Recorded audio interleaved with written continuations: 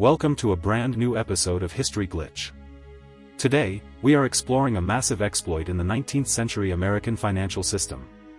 We are going to look at how the wealthiest, most heavily guarded investors on the planet, men who controlled railroads and corporate empires, were completely hacked by two dusty prospectors, a small bag of cheap rocks, and a flawless role-playing strategy. We are diving into a custom-built illusion designed specifically to bypass the logic centers of the smartest men in America. This is the ultimate corporate system crash, based on the historical account, the Great Diamond Hoax. To understand how a glitch of this magnitude was possible, we have to look at San Francisco in 1872. Following the unimaginable wealth of the gold rush, the city was flooded with new money.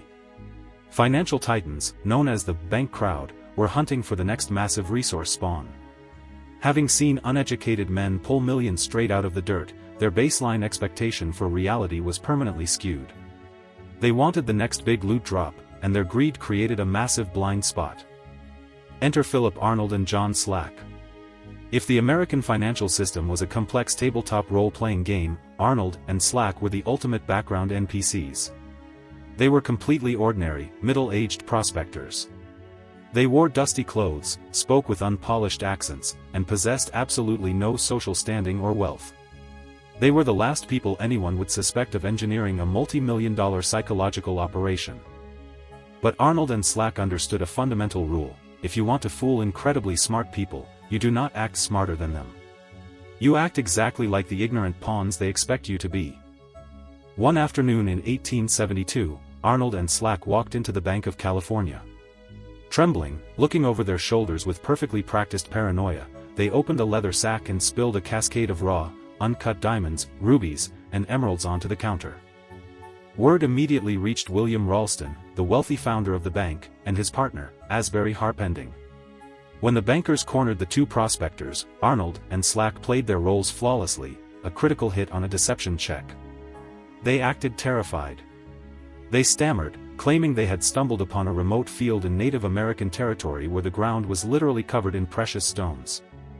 Ralston and Harpending were completely hooked. They failed their insight checks, assuming these simple miners were way too uneducated to pull off a complex scam. The illusion had successfully bypassed the first firewall. To make this glitch work, Arnold and Slack needed an immersive physical environment. They needed to create a fraudulent spawn point to prove the story was real. Before walking into that bank, Philip Arnold traveled to Europe, using his life savings to buy $20,000 worth of low-grade, industrial diamonds, rubies, and sapphires. These gems looked shiny but had little actual market value. Arnold and Slack then traveled to a desolate mesa in the Wyoming wilderness. For days, they painstakingly salted the environment. They operated exactly like game developers placing hidden items in a virtual dungeon. They drilled tiny holes in rocks to place diamonds. They pushed red rubies into anthills, knowing the contrast would catch the eye. They meticulously transformed a completely worthless desert into the richest 3 acres of land on Earth. Back in San Francisco, the bankers demanded proof. Arnold and Slack agreed but instituted a strict gameplay mechanic: the exact location had to remain an absolute secret. They forced the millionaire bankers to wear suffocating canvas blindfolds during a brutal, multi-day journey through the wilderness.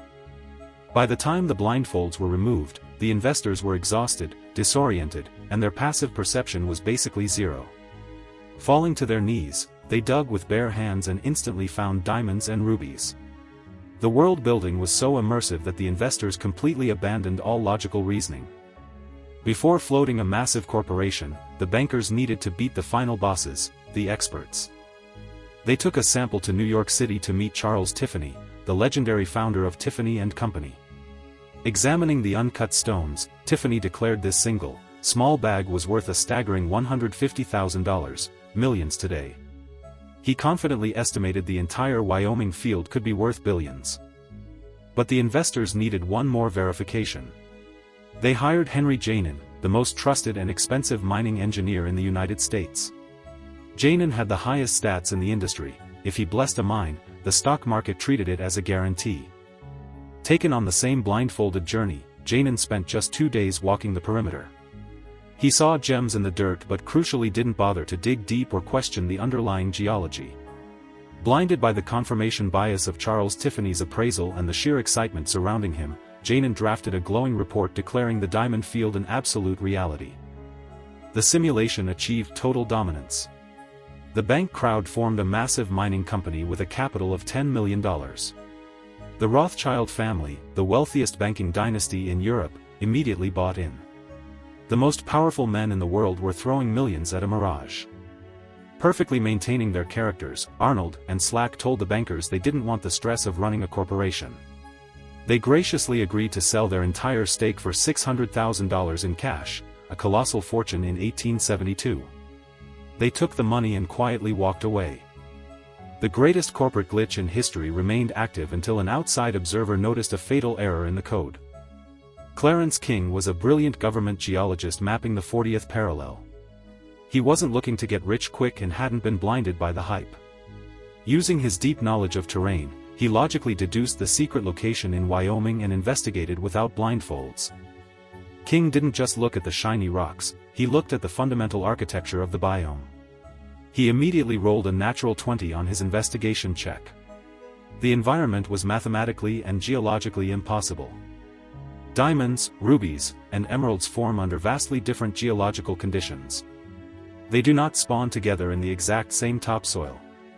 It was the geological equivalent of finding a polar bear and a desert scorpion living naturally in the same cave. Even worse, examining a raw diamond under a magnifying glass, King noticed tiny, polished surfaces. It had the distinct, microscopic markings of a lapidary's cutting wheel. The glitch was completely exposed. Arnold and Slack had accidentally bought partially cut, reject, diamonds from European jewelers. King published his findings, instantly crashing the illusion. America's greatest financial titans, the legendary Tiffany and Henry Janin, were publicly humiliated. The stock became completely worthless overnight. As for the architects, John Slack completely disappeared, never to be found. Philip Arnold took his massive fortune back to Kentucky. When angry bankers tried to sue him, he simply hired the best lawyers, settled for a tiny fraction of his loot, and lived the rest of his days in extreme wealth as a local hero who outsmarted the greedy elites. The Great Diamond Hoax proves you don't need complex algorithms to hack a secure system. Build a convincing narrative, exploit the natural greed of your target, meticulously design the environment, and the smartest experts in the world will willingly hand you the keys to the vault. If you enjoyed this deep dive into historical world building, make sure to hit that subscribe button and ring the notification bell. Thank you for watching, and I'll see you in the next System Override.